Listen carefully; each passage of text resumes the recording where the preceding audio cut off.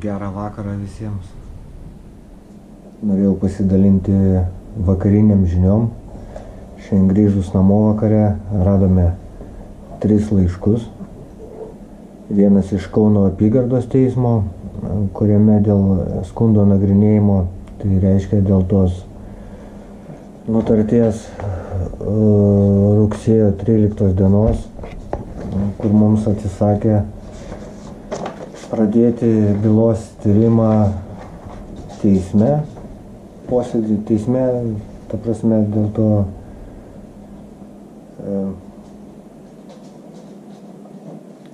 baudžiamojo įsakymo prieštaravimo mums atmetė, tai parašėm skundą su pagalba. Tai dabar Kauno apylinkės teismas perdavė tą skundą, dabar viskas tiko Kauno apygardos teismui ir dabar Kauno apygardos teismas skelbia, kad skundą nagrinės spalio 12 dieną 8:50 ryte.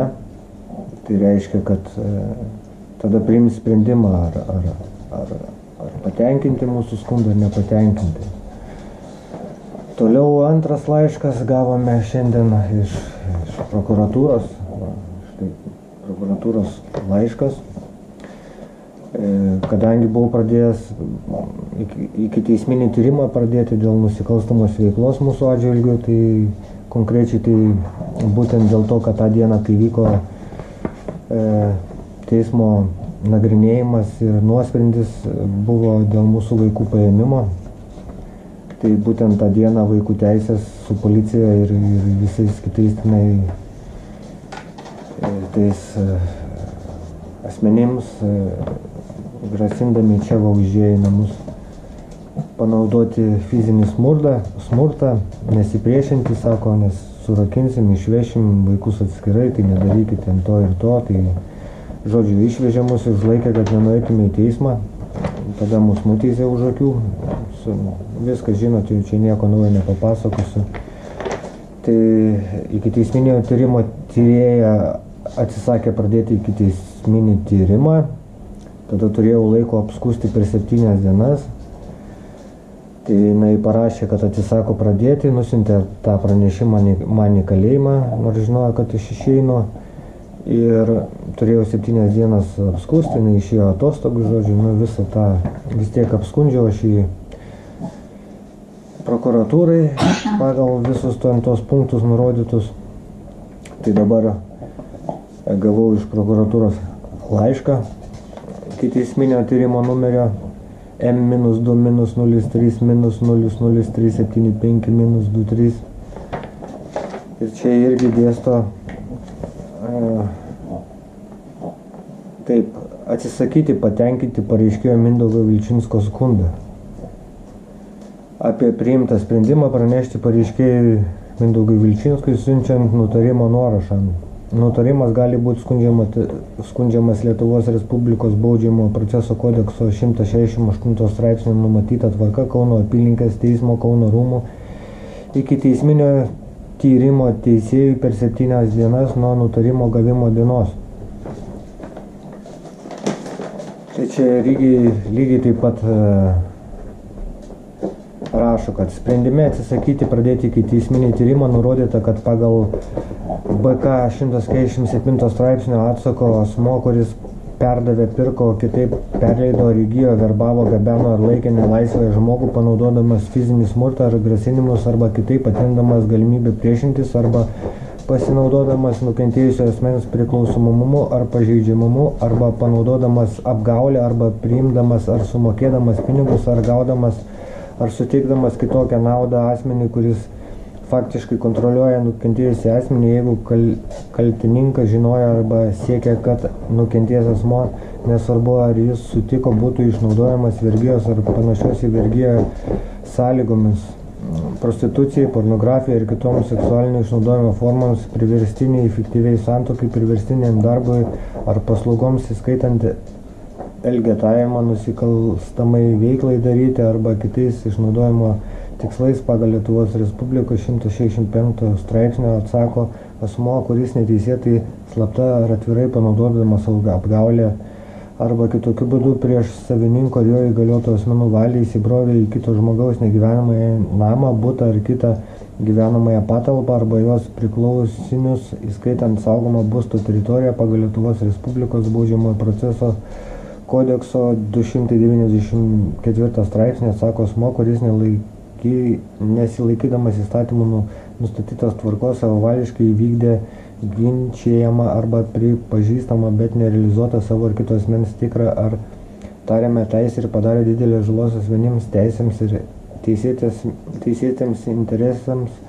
Šiuo nagrinėjimo atveju nustatyta, kad 23 metų gegužės 30 dieną Kauno apylinkės teismas priėmė nutartį, kurią nuspręsta tenkinti pareiškėjo Valstybės vaiko teisių apsaugos ir įvaikinimo tarnybos prie Socialinės apsaugos ir darbo ministerijos Kauno miesto vaiko teisių apsaugos skyriaus prašymą dėl teismo leidimo paimti nepilnamečius vaikus Paulių, Beną, Lūną iš tėvų Ingos, Mindaugo.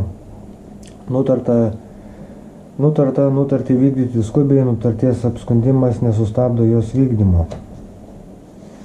Tai va, žodžiu,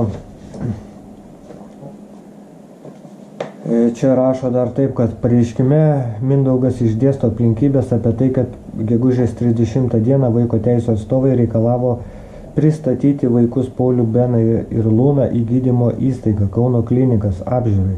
Po medikų apžiūros asmenys išleisti į namus.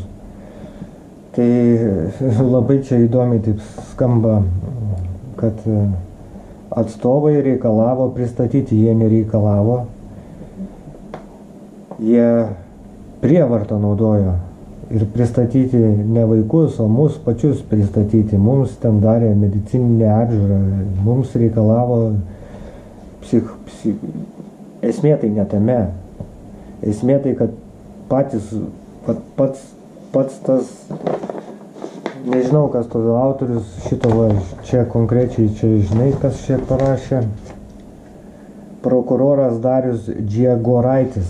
Tai jeigu prokuroras Darius Džiegoraitis antiek yra, supranta, kad būtent tą dieną vyko teismas, kuriame tik tai vaiko teisių apsaugos tie darbuotojai davė parodymus teisme nutarimui priimti ir tos pačios vaikų teisės atstovai tą pačią teismo dieną, kai vyko nutarimas, atvyko pas mus į namus, kad mes nenueitume į teismą, mus grasindami išvežė. Aišku, man. Su nuomininkė Inga Vilčinskienė. Kamerą prašau patraukti. Jūs atėjot pas mane. Jūs pažeidėt mano teisės. Tavo teisės? Taip. O kas tu toks? O kas tu toks? Tai jūs atėjot pas mane. O kas tu toks? Gerai, viskas. Kas toks, klausiu? Aš tau pasakiau, kas aš toks. Kas toks? Duris atidarai. Kas toks, klausiu? Na, taigi viskas tau bus prieš tave šitai panaudota. Taip, o šitas irgi prieš tave bus panaudota. Tai gerai. Žinai? Gerai. Žinai? Žinau. Nu. Viskas pasakėt, ką norėjot. Ne, viskas. Tai ką dar norit pasakyti? Užeiti į vidų. Neleidžia jums užeiti. Orderį turit? Kas jūs toks? Parodykit teismo orderį. Koks orderis? Koks orderis? Ką čia tu? Į galvą įsitrinau. To aš tu ištrinsiu tą galvą. Pabandyk, prašau. Ačiū, nereikia. Prašau. Bijau įsimazoti rankas.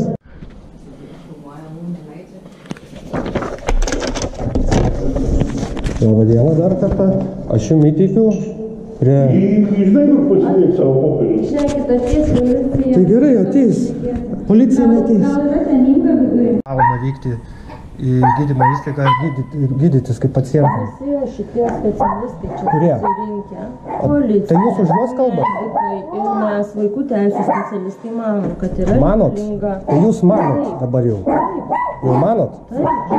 Aš tai manau, kad jūs neadekvati, tai ką man dabar daryti? Nusiųsti jūs pas psichologą, nes aš taip manau. Ne, nu tai kas čia per manimai? Mes apsikeisim darbo pozicijomis, ar ne? Su kuo jūs pasikeisit? Su jumis. Su mumis? Mes su jumis nedirbam. Mano vietoje taip, tai tada jūs galėsite irgi manyti, kad yra reikalinga įvertinti kito Nu žmogaus. tai jūsų manimas, nu, viskas. Taip. Taip, viskas. Laukia medikų. Gerai, laukit.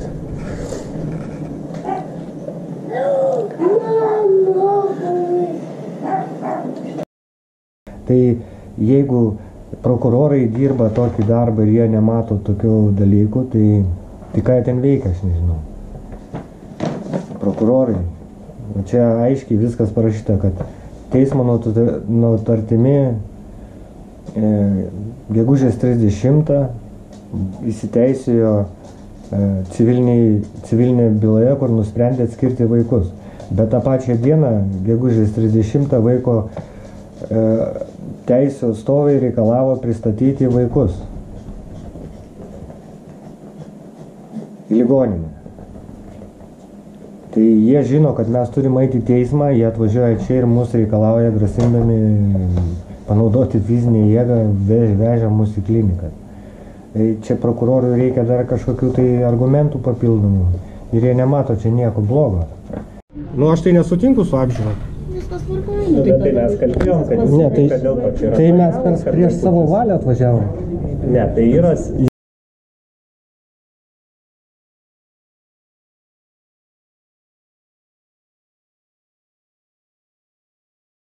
Nieko blogo, kad atėjo tą dieną, kai turi būti nutarimas, paėmė šeimą, išvežė, kad nenueitų į teismą, kad negalėtų pasakyti savo pozicijos. Ir dėl to teismas atėmė vaikus. Tai nežinau, kaip čia jie gali vadintis prokurorai. Čia ne prokurorai, čia gal padėlnikai, čia galėčiau sakyti labiau viso šito šaikos. Nes, nu, pykit, nepykit, man atrodo, vaikų darželį mokytoja daugiau logikos turi negu prokuroras, turintis specializuotą tokią, statusą prižiūrėti tokius dalykus, kad nebūtų, jie daro taip, kad jie nieko nemato. Ne. Sako, čia nėra nusikaltimo sudėties. Kas čia tokio, kad čia atėjo dabar jūs ir paėmė tą dieną, kai jums vyko teismo posėdis, jūs neatėjote į teismo posėdį, teismas sako, kad čia nėra joks pagrindo, nėra jokio argumento, kad jūs čia nepasirodėt, čia nėra pateisinimos priežasties, kad jūs neatėjote į teismą. Sakai jiem, kad mes negalėjom matyti, nes mus pagrobė ir laikė visą dieną per prievartą, dėl to neatėjom. Na tai čia ne, čia normaliai viskas yra. Nu tai jeigu jau taip čia yra normaliai, tai tada kas yra nenormaliai, tai man tai čia nenormaliai, o jums čia normaliai ar nenormaliai, jūs man pasakykite. Nes aš tai galvoju, kad reikia pradėti jungti kitus procesus. Jeigu kaip sakyti, viso tai neveikia, tai yra kitas toksai įstatyminis projektas, kad tauta valdžią vykdo tiesiogiai. Tai gal mes galim tada paimti ir tiesiogiai daryti, be jų paslaugų. Ta prasme, atsisakom jų paslaugų, darom va tokius visokius neteisingus dalykus, sprendžiam balsavimą, susirenkam kažkur, pasirašom visi ir nubalsuojam, nes kitaip neišeina, nes mes turim tokią teisę. Arba per išrinktai, arba tautos išrinkti atstovai, arba tauta pati gali priimti savo teisėtus reikalavimus. Nes, aš kitaip suprantu, kad čia kito varianto kaip ir nėra, nes kitas variantas tai daužytis, tas pats, kaip sako, su pliku pešiotis, ne?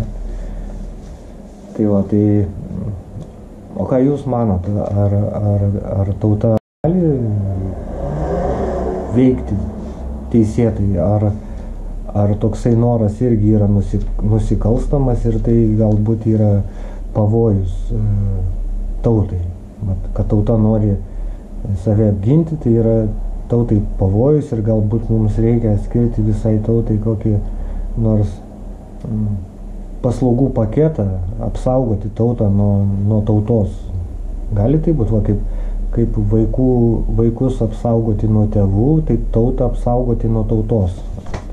Taip, ką jūs apie tai galvojat? Realus toks dalykas ar ne? Pavyzdžiui. Man tai, aš jau nebežinau, ką čia galvoti su šitais dalykais, nes patys matot, tai čia nei pridursiu, nei atimsiu, ta prasme. viskas yra va taip va. Ir dar trečias laiškas, čia toks ant deserto, uždaroji akcinė bendrovė Kauno Energija. Informuojame, kad negalima apmokėjimo 505 eurų. Norime, žodžiu, apmokėti per 3 dienas, neapmokėsit, jungsim karštą vandenį. Čia toks ateina laiškas, vienas vienintelis, iškrenta bonusas, 505. Tai ten tas Rugėnius, toks advokatas, kur pinigus paėmęs buvo, tai gal tu Rugėnių man grąžink pinigus, nes, kaip sakai, kol negauni, nedirbi, bet gavai, žiūriu, kad jau ant procentų gal padėjai, kur ant kriptovaliutos tos pinigus. Ir kaip ten sakei, 12 man, kad dar neturi prieimo prie bylos, bet jau 11 aš gavau atsakymą, kad 11 dieną tu jau turėjai tą prieimimą, tai kodėl tu prieimą, tai kodėl tu man melavai, melagi tu. Ar čia teismas melagis, gal čia teismas meluoja, rašydamas savo šitus dalykus. Tai Rugėniau, žiūrėk, gal tada reikia paduoti teismą už melagingus parodymus, kaip tu manai, jeigu žiūri tu mane. Nes, apgaudinėja, aš nežinau dabar, ar tu apgaudinėja, ar teismas apgaudinėja. Tai va, advokatas toksai advokatas, tai kad, nežinau, žodžiu, tokie reikalai vakariniai. Tai, ką čia be pridursi, tai dabar 7 dienas turiu apskūsti tą prokuroro nutartį dėl to, kad jisai nenori pradėti ikiteisminio tyrimo, bet jį reikia apskūsti. Reikia jį apskūsti Kauno apylinkės teismo Kauno rūmų ikiteisminio tyrimo tyrėjų. Tai dabar taip gaunasi, kad tas teismas Kauno apylinkės teismo Kauno rūmų teisėja įvykdė nutartį, pažeisdama ten visokius punktus. Dabar tas pats teismas spręs, ar pradėti ikiteisminį ar nepradėti. Prokurorai tie patys ir pareigūnai tie patys, ir tas pats miestas, ir viskas tas pats. Tai, ką jūs galvojate, duos tai ką nors ar ne? Ir aš net nežinau, kuris yra tas teisėjas ikiteisminio tyrimo. Šiandien dar nežinau. Pagal BPK ten žiūrėjau, kad ten yra teisėjas, ten viską žiūrėjau, skaičiau, kaip ten kas vyksta, jau žinojau, kad ir taip gali vykti, labai daug šansų tikėjausi, kad taip ir vyks. Tai va taip dabar vakaras, rytas vėl prasidės taip, rytoj dukters gimtadienis, paskui Pauliaus gimtadienis. Ir sako, dar reikia, Aidas šiandien skambino tiesiai iš to. Sako, mes turime, kad jūs esat užsirašęs į tėvystės kursus. Sakau, taip, jūs galite man, papasakoti apie tos kursus. Tai čia yra tokia programa. Sakau, suprantu, kad tokia programa, o kokia čia ta programa. Tai čia tokia programa, jūs ateisit, aš jums papasakosiu. Tai sakau, gal jūs man atsiųskit supažindinimą, koks tos programos tikslas, ką jinai duoda ir visa kita. Tai čia ne aš, aš nieko nežinau, čia tada jums parašysiu, aš perduosiu, kad paskambintų, nieks neskambina. Žodžiu, čia tokie priešmėginiai, kad košmaro nesapnuotum. Būna ryte užmėto tokiais laiškais, vakare užmėto. Ir pabandyk net rašyti vieną laišką, tai gaunasi, kad tau nerūpi ir tiek žinių. O per tą laiką iš visokių pusių kitų būna visokių kitokių pasiūlymų. Daryti tą, gal tą, padėti tą, žiūri, kad praeina ten daug laiko,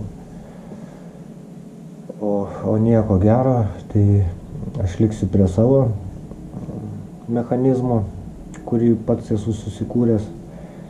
Tai bebaigsiu steigti čia tą filialą, kurį užregistravęs Jungtinėse tautose. Nedaug liko, Bet dabar vėl reikės į šoną atidėti, ko gero, nes dabar prioritetas yra vaikų laisvė, o visa kita tai kitam fone. Tai va tokios žinios vakarinės šiandien. Tai tiek. Parašykit, ką galvojate apie tai. Labai įdomu išgirsti jūsų nuomonę. Gero vakaro.